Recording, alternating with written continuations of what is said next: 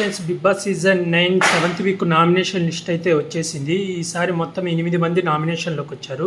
Nomination process వచ్చి ఇద్దరు కెప్టెన్లు ఇద్దరిని సెలెక్షన్ చేసుకోవాలన్నమాట.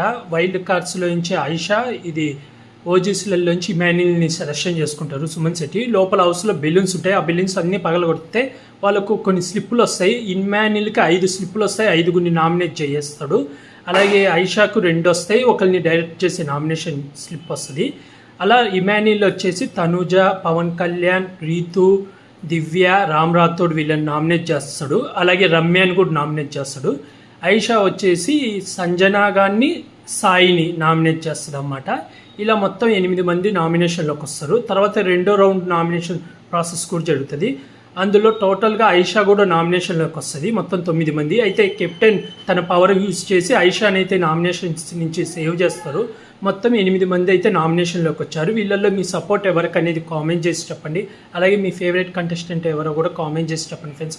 నామినేషన్లో చాలా పెద్ద గొడవలు కూడా అయ్యాయి. బాయ్.